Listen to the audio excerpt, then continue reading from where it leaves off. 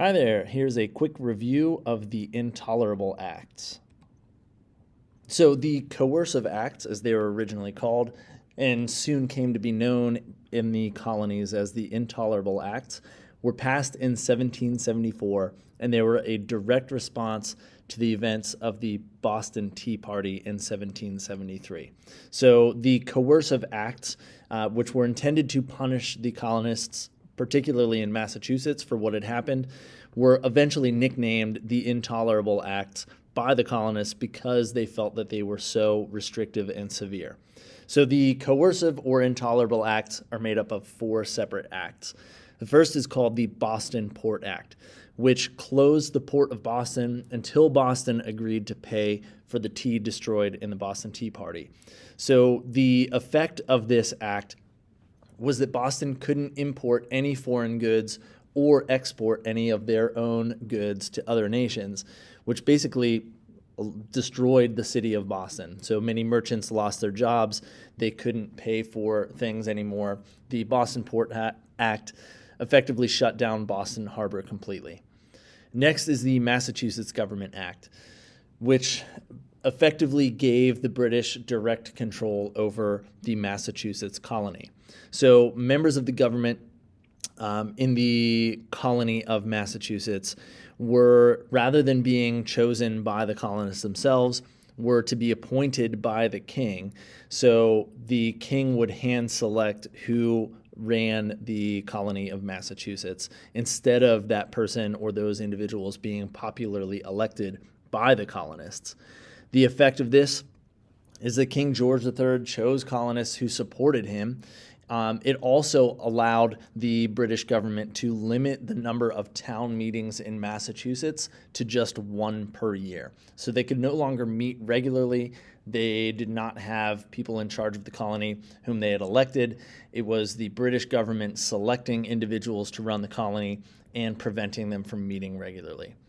Third is the Administration of Justice Act. This one relates sort of to the Boston Massacre. It said that royal officials, so British soldiers who committed capital offenses in the colonies, could be tried elsewhere. So if they committed a crime in the colony of Massachusetts, their trial didn't necessarily have to take place in Massachusetts. What that meant was that soldiers would be more likely to get away with violence against the colonists because their trials would be held elsewhere. More often than not, those trials could be held in Britain, where they would get a rather lenient court that would probably side in their favor. The British didn't want their soldiers, to be tried in Massachusetts and punished by the colonists living there. And so the Administration of Justice Act allowed them to have their trials in a more friendly environment. Finally, the Quartering Act. There was previously a Quartering Act passed way back in 1765, which we've seen already, and that had expired. So this is a new Quartering Act, which required colonists to provide food and housing for British soldiers on demand. It also allowed the British government to occupy any vacant buildings in the colonies. And the effect of this was that citizens of these colonies felt that they were being spied upon by the British, that they were losing their right to privacy and security in their own homes, and they felt that any individuals who were suspected of participating in boycotts or petitions or being members of the Sons of Liberty, that they would be unfairly targeted by this Quartering Act so that the British could keep a close eye on particular colonists. So these acts led to the First Continental Congress in 1774. So in September of that year, representatives or delegates from all 13 colonies, except for Georgia.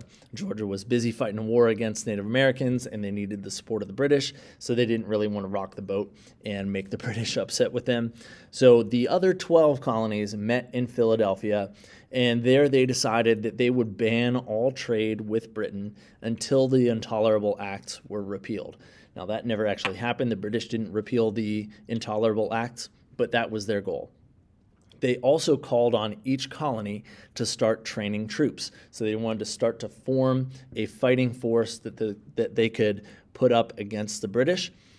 But it's important to keep in mind that the delegates at the First Continental Congress weren't yet ready to call for independence. That will come later. They're just trying to organize themselves, express their frustration, and prepare for a possible eventual fight with the British. This is not a call for independence yet, but it is a step in that direction. So hopefully this helps you understand the Intolerable Acts and the First Continental Congress. If you have more questions, please ask a teacher. Thanks.